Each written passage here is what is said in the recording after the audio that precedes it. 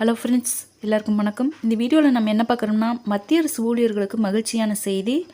3 jackpot பரிசுகள் விரைவில். வாங்க டீட்டெயில்ஸாக பார்க்கலாம்.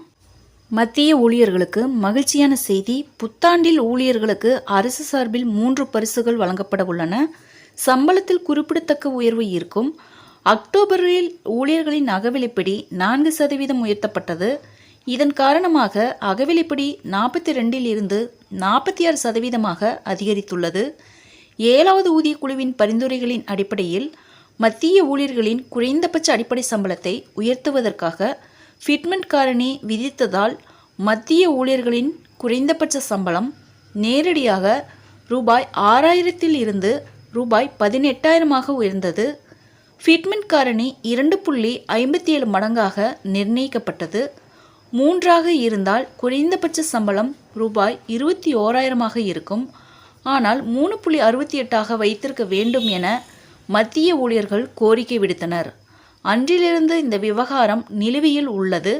பல ஆண்டுகள் ஆகியும் பொருத்துதல் காரணியில் எந்த மாற்றமும் இல்லை. மத்திய ஊழியர்களுக்கு ஒரு நல்ல செய்தி என்னவென்றால், அவர்களின் பொருத்துதல் காரணி புத்தாண்டில் திருத்தப்படலாம்.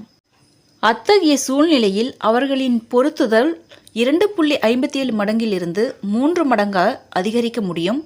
இருப்பினும் 3 மடங்கு உயர்த்தப்பட்டாலும் ஊழியர்களின் சம்பளம் கணிசமாக உயரும்.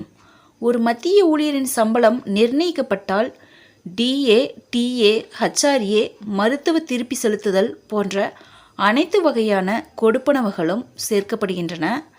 அகவிலைப்படி அதிகரித்த பிறகு அதே அடிப்படையில் TA அதிகரிக்கப்படுகிறது. DAவின் அதிகரிப்பு TA-உடன் இணைக்கப்பட்டுள்ளது. இதேபோல் வீட்டு வாடகை கொடுப்பனவு, அதாவது HRA மற்றும் மருத்துவ திருப்பி செலுத்துதல் ஆகியவையும் தீர்மானிக்கப்படுகின்றன. அனைத்து கொடுப்பனவுகளும் கணக்கிடப்படும் போது மத்திய பணியாளரின் மாதாந்திர CTC முடிவு செய்யப்படுகிறது. ஃப்ரெண்ட்ஸ், இந்த தகவல் உங்களுக்கு யூஸ்ஃபுல்லாக இருந்தால் என்னோட சேனலை சப்ஸ்கிரைப் பண்ணுங்கள், லைக் பண்ணுங்கள், மற்ற நண்பர்களுக்கும் இந்த வீடியோவை ஷேர் பண்ணுங்கள். தேங்க்ஸ் ஃபார் வாட்சிங்.